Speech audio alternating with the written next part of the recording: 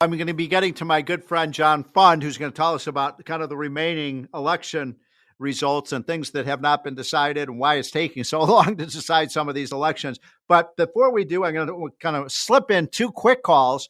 The question of the day, we'll be taking your calls throughout the 2-hour show. 1-800-848-9222 is what should Elon Musk do? What are the programs he should cut? And Mr. Producer, let's start with Mordecai. Mordecai, do we have Steve, you? How you doing? Thank you for calling. We've just got a couple minutes. What should Elon Musk be cutting? Well, I would start with the obviously.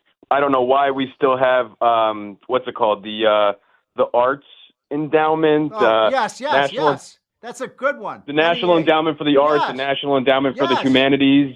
Great one. I don't know why we still have the Export-Import. Yeah, the Export-Import Bank is essentially corporate welfare.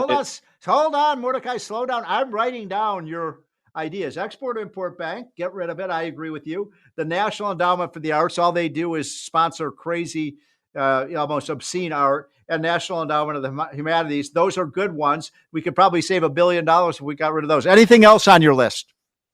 Well, in my opinion, I feel like the Export-Import Bank is essentially, corporate welfare, and yes, I'm not a big fan of, I'm not either. I love that one.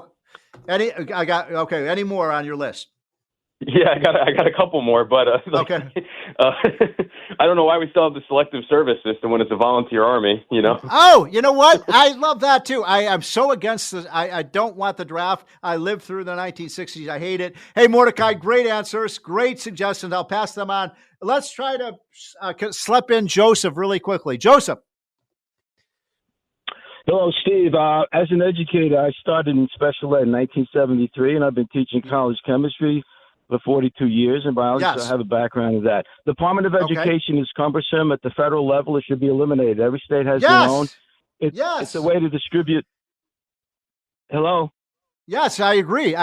Keep going. Yeah, it's a way to distribute funds, and then when the department was set up in 1979 under Jimmy Carter, it was just a way to distribute funds. That the law was passed. There was a federal law about supporting disabilities, which was proper, it was a good intention, but it set up this huge bureaucracy and shipped off this money. And since then, since I've been teaching since 73, I've seen the level of student performance decline like crazy. Yes, I can you're look exactly back at right. the tests I gave, and it's gotten worse and worse. And it's also increased the number of students that have been labeled as ADD and ADHD. Yes. That's a way to get them labeled so that they can get funding for the local levels for the community for the education departments all over the country. Joseph, great ideas. You know what? Joseph is so right about this. Thanks for calling in.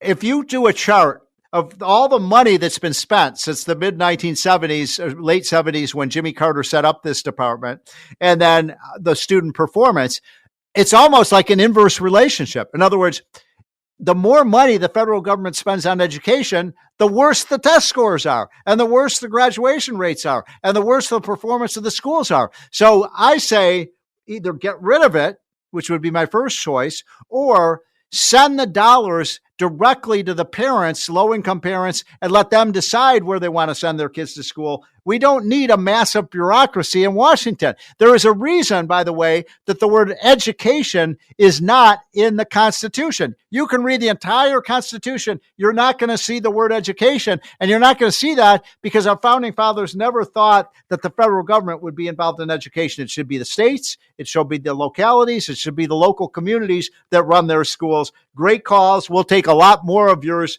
in the upcoming hour, but I want to turn to, do we have my friend John Fund on?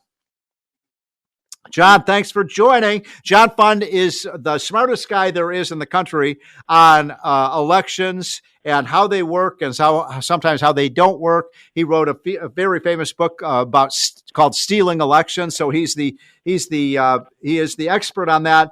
John's Fund, thanks for joining this afternoon. Pleasure. Thank you. Okay, so let's get right into it. Pennsylvania, John. I thought that McCormick had that race won. Well, each county in Pennsylvania runs their own elections. They decide the rules on provisional ballots, mail-in ballots, what gets counted. And several counties have decided that, for example, ballots that didn't have a date on them, didn't have a proper signature, were missing something, some pieces of information, those could be counted. And in fact, one of the election commissioners in Pennsylvania is on tape saying, I know that this is illegal, but I want to bring this to the attention of the courts. You know, there's court precedent all the time that people ignore. I think we should ignore it. Wow. So, in other words, because he was up, I mean, I'm talking about David McCormick, who was the Senate candidate and took on Bob Casey, who was the incumbent there, the Democrat incumbent, and had been in, what was it, 2 or 3 terms, John? Three terms. McCormick won that race, you know, at the day after the election by something like 30,000 votes. And then they're calling for a recount. And I'm sorry, John, I don't trust that process. I'm very wary of that. Well, the way that Mark Elias, who's the chief Democratic vote inventor for the Democratic lawyers, says, he says privately, you know, a recount is all about you count until your guy is ahead, and then you stop counting. Exactly. That's what they do. It seems like that's what they always do. Now, did you see any problems in any other states, or, you know, what's your overall assessment of how this election went in terms of ballot security? I think there were improvements, especially in Georgia and Arizona, who were 2 swing states. Wisconsin had a real problem. They had a mysterious 110,000 ballots suddenly. Same day ballot registrations dumped into the system. We won't know for several weeks if those people really have a valid voting address in Wisconsin. And many of them in the past have come up from Illinois as day tourists to vote, given a false address. So John, hold on on that, because I want to make sure my listeners understand what you're talking about. So this was a very, very closely contested Senate race in the state of Wisconsin. And as you all know, the Senate is very close to 50-50. I think the Republicans have 53 senators right now out of 100. And what was the name of the Republican in that race, John? Eric Hovde.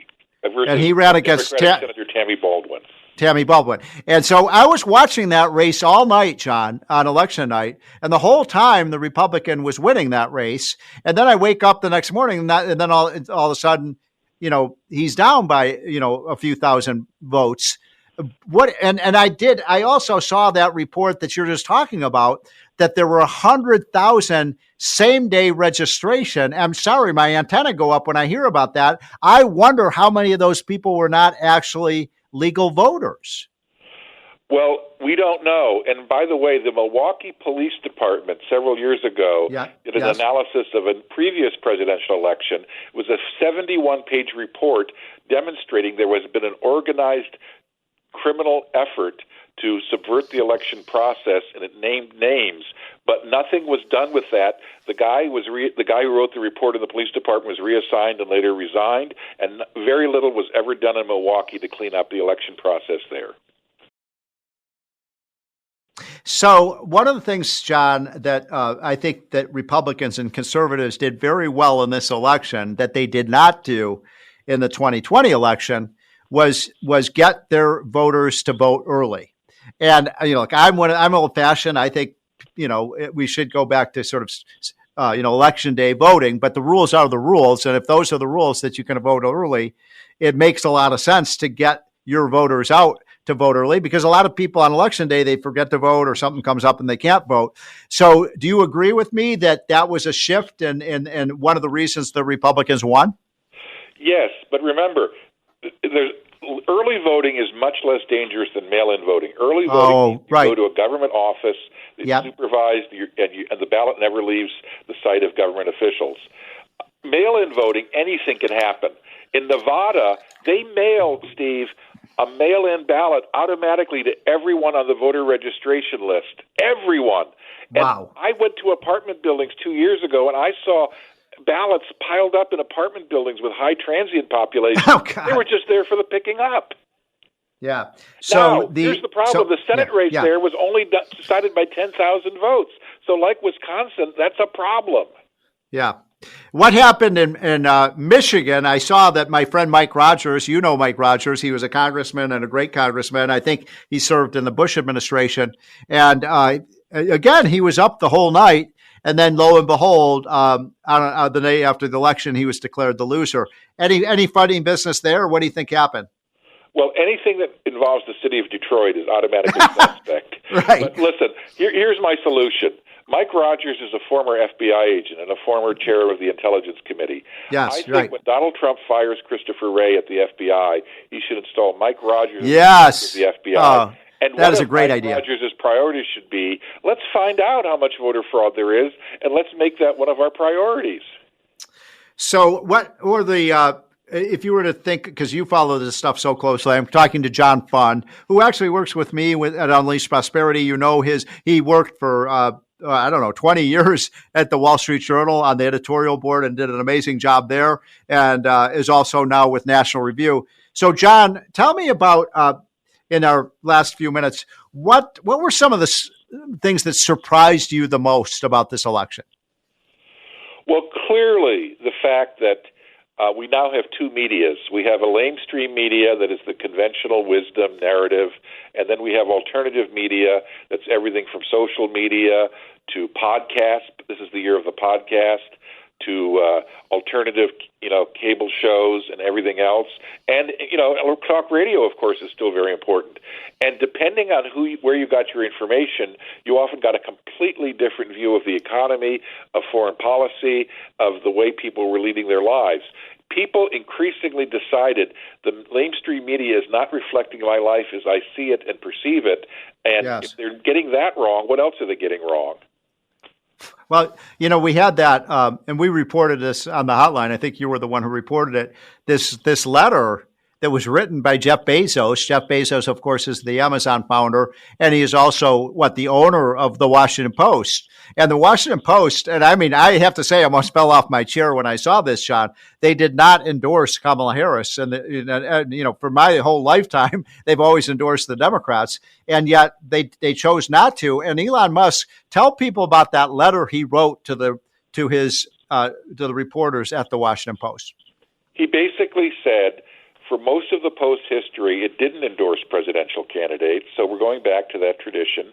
Secondly, we not only have to be accurate, we have to be perceived as being accurate, truthful, and fair. And increasingly, people don't believe that of us. We have to restore the trust. By the way, the same thing happened at the Los Angeles Times. And Steve, something happened. You talk about falling off your chair. Last week, the owner of the Los Angeles Times appeared on Fox News and declared, we are changing the newsroom. We are going to bring in... And he said, I will strive to have a fair and balanced newspaper. Now, oh, my God. Phrase? Wow. Wait a minute. Yeah, right. So now, is that happening at the New York Times? You mean the New York let's put it this way, all the news that's not fit to print. Right. The Iron Lady. So it sounds like the answer to that question is no, but this is very good news, folks. I think we all of us, including John Fund and myself and others, have been pounding the media day after day after day. And the truth is, John, they're not doing this even for ideological reasons. They're losing their readership. It's vanishing. If they want to survive, they're going to have things that keep people interested. The New York Times is doing very well, by the way, but mostly because of their puzzles, their crosswords, their cooking stuff. All the stuff that has nothing to do with politics. And then what about the last minute we have, John? What do you make of what's happened with MSNBC? I saw that their ratings have crashed. And so same thing with CNN, not very good numbers. Do you see any changes in some of these? And by the way, the network, I don't even know the last time I watched a network news broadcast. Well, look, Donald Trump put it best last week when he referred to them as MSDNC.